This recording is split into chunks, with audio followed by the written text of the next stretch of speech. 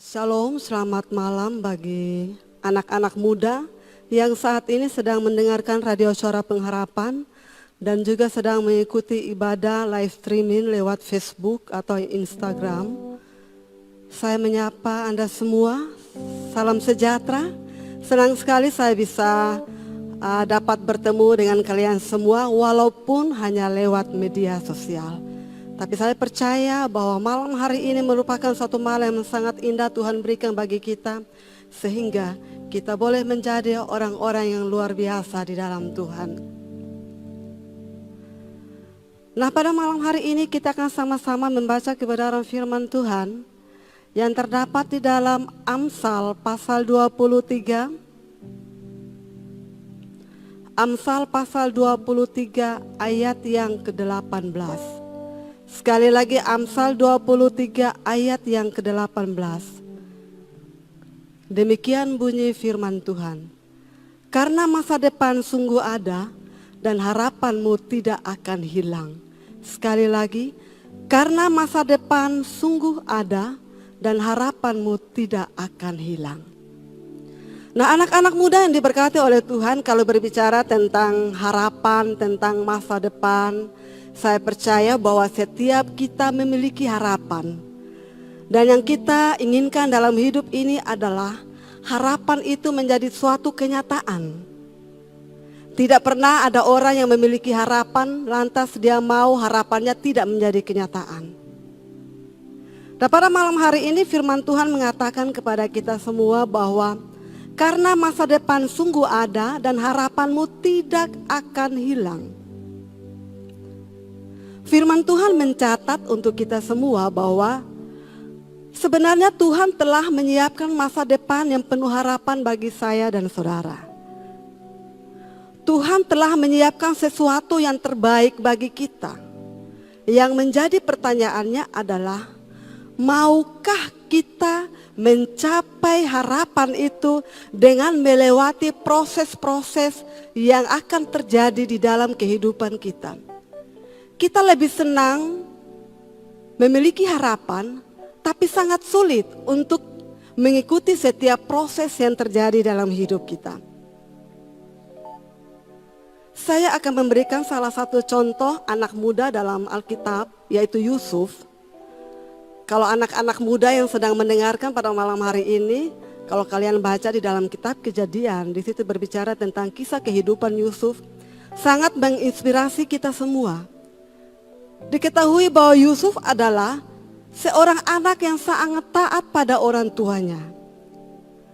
Selain itu Yusuf juga adalah seorang anak yang tidak mau kompromi dengan kejahatan. Buktinya adalah pada waktu kakak-kakak dari Yusuf melakukan kesalahan, Yusuf akan melaporkan kepada orang tuanya. Karena kejujuran daripada Yusuf, ketaatan daripada Yusuf, dan Yusuf tidak mau kompromi dengan dosa, maka saudara-saudara dari Yusuf, mereka sangat membenci Yusuf.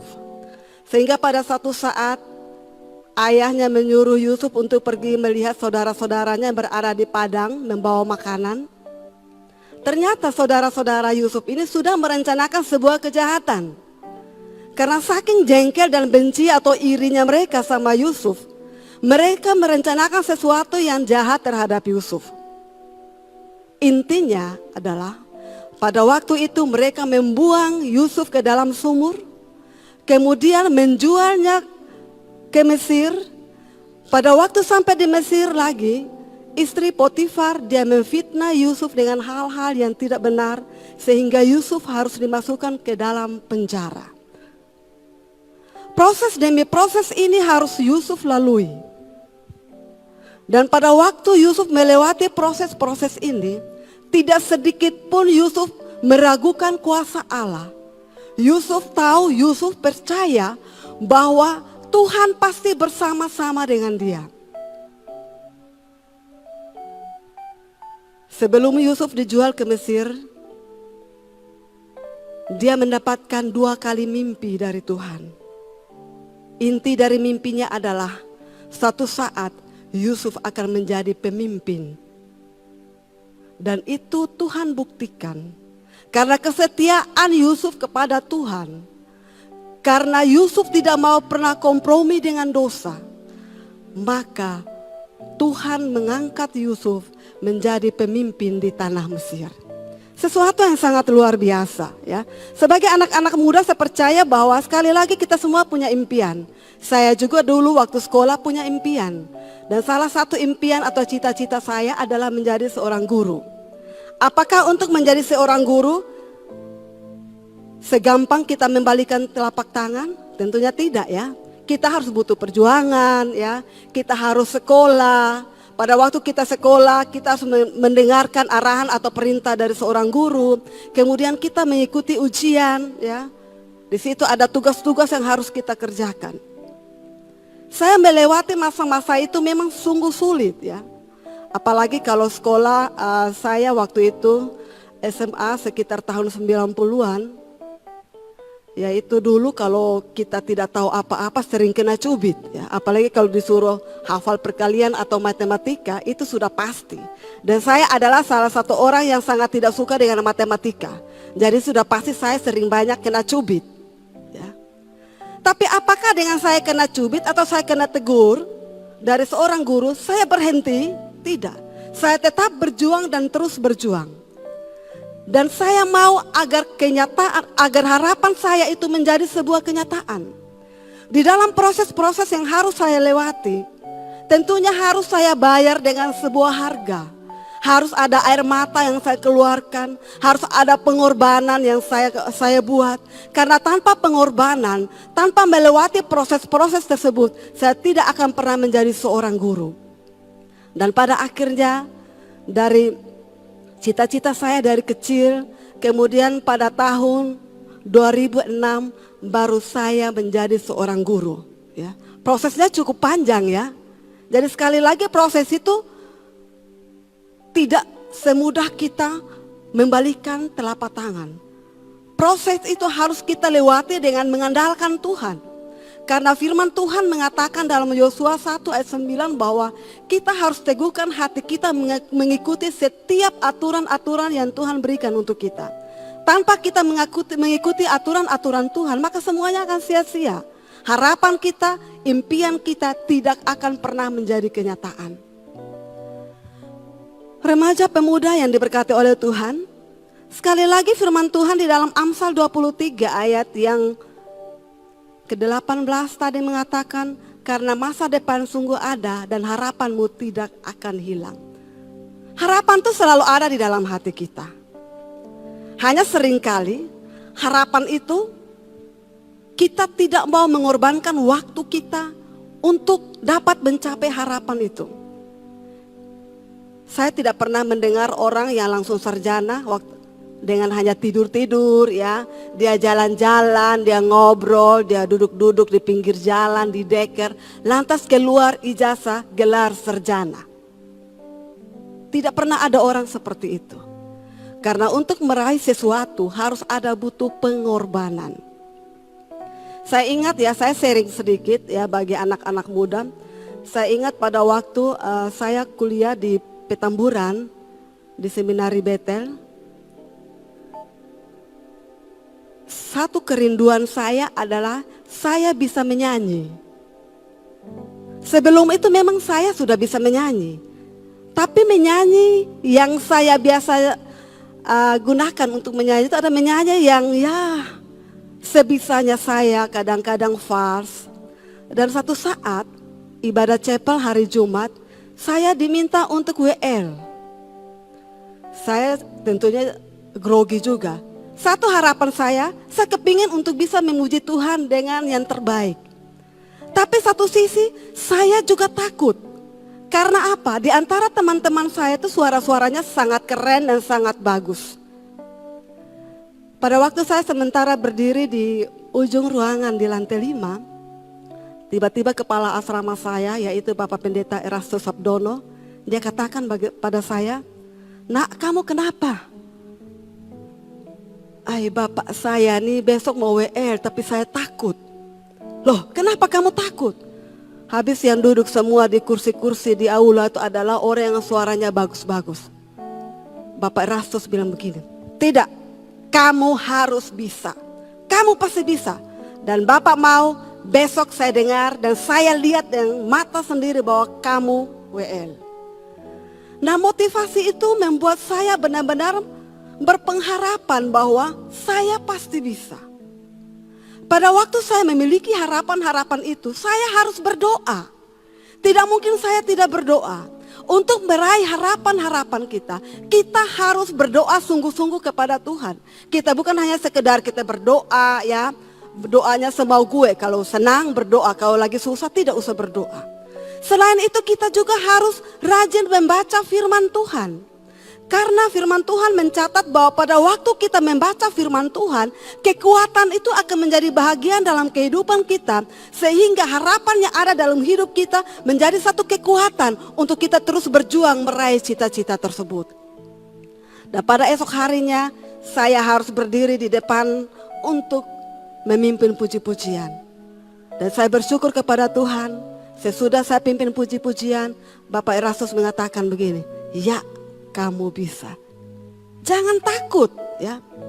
Kamu boleh bermimpi, kamu boleh punya harapan. Tapi kalau kamu tidak pernah berjuang, maka percuma nak. Tidak ada gunanya. Seorang pemuda atau pemudi Kristen harus menumbuhkan harapan-harapan positif di dalam hidupnya. Dengan harapan-harapan tersebut dia akan berjuang. Tentunya dalam perjuangan itu kita tidak berjalan sendiri.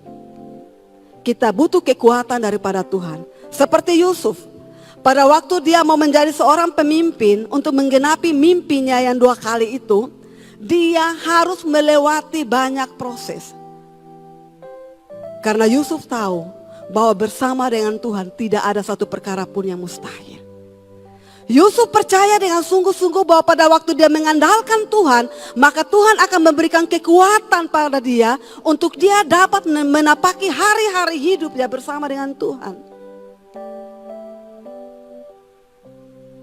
Pemuda-pemudi yang diberkati oleh Tuhan, saat ini mungkin engkau berkata dalam hatimu, saya tidak mungkin berhasil. Kalau di sekolah saya ulangan ini dapat 20, 30, 50 terus. Saya tidak bisa apa-apa, kadang-kadang saya dicap oleh teman-teman saya anak yang bodoh.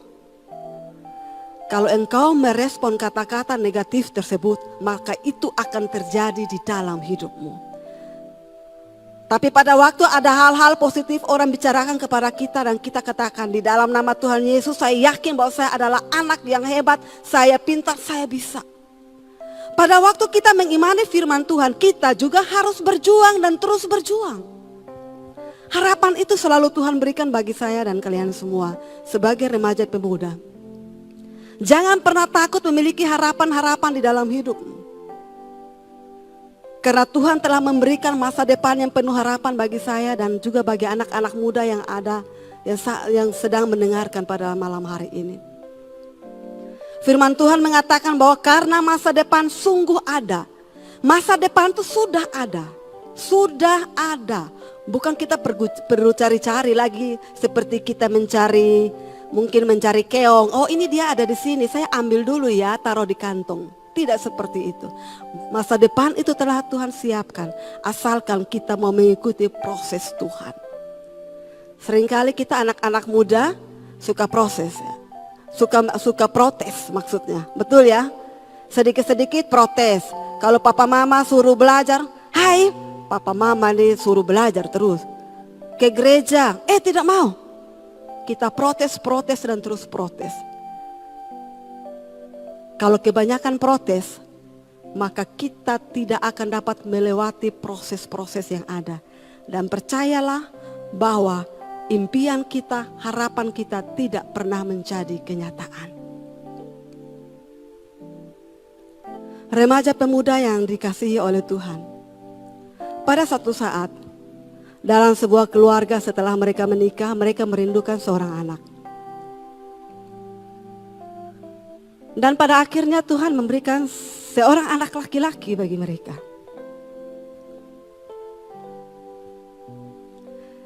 Dan pada waktu anak ini dilahirkan, baru beberapa bulan, ternyata anak ini sakit terus.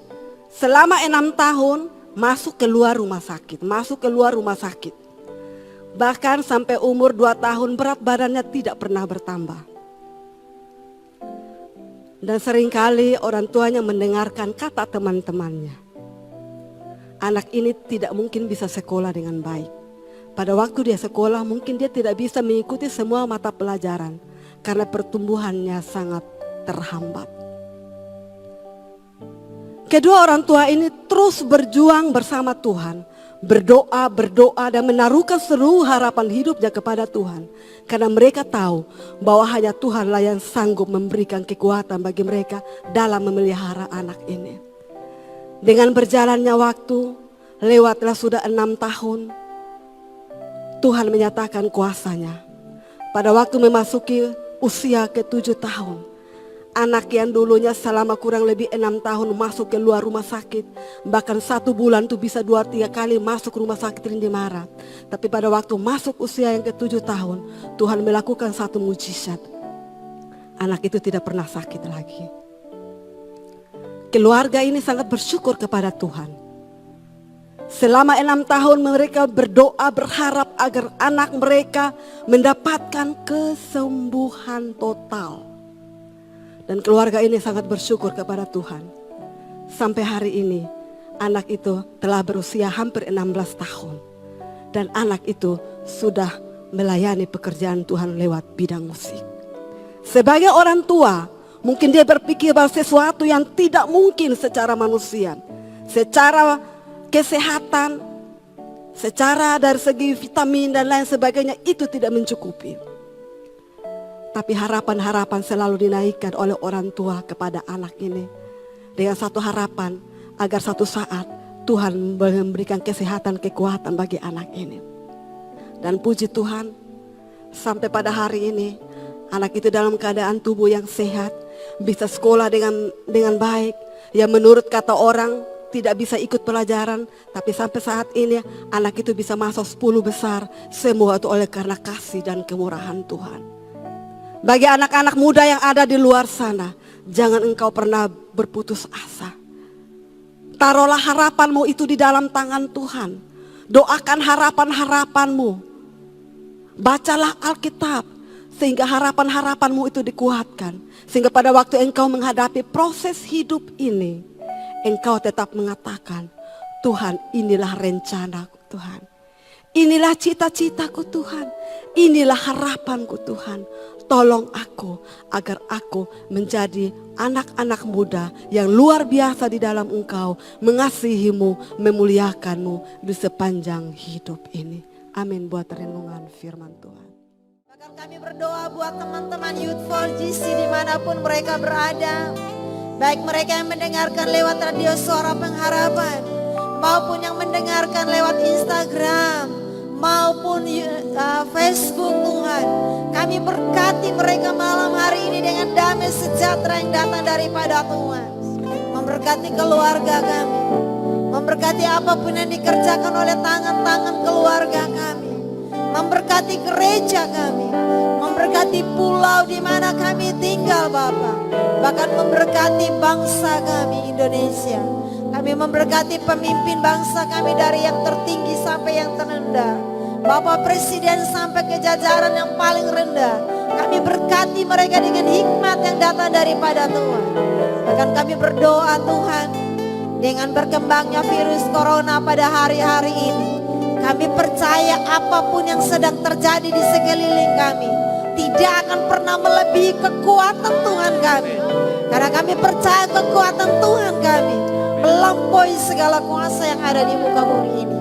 Kami percayakan dunia ini ke dalam tangan Engkau yang pernah menciptakan bumi kami.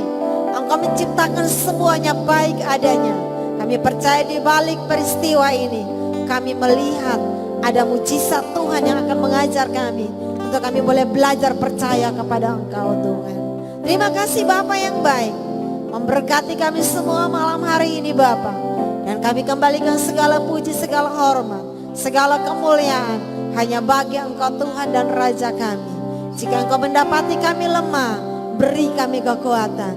Jika Kau mendapati kami putus asa Tuhan, beri kami pengharapan baru. Ketika kau mendapati kami kecewa dan tidak berdaya, kami percaya ada damai sejahtera Allah yang melampaui segala akal menyertai kami semua. Kemuliaan bagimu Tuhan. Dan akhirnya kami minta kepadamu Bapa malam ini, turunkanlah berkat sukacita dan damai sejahtera yang datangnya dari Bapa, Putra dan Roh Kudus. Itu boleh tinggal menyertai kami semua mulai malam hari ini sampai Maranatha Tuhan Yesus datang kembali. Dalam nama Tuhan Yesus kami berdoa. Haleluya. Bless the Lord.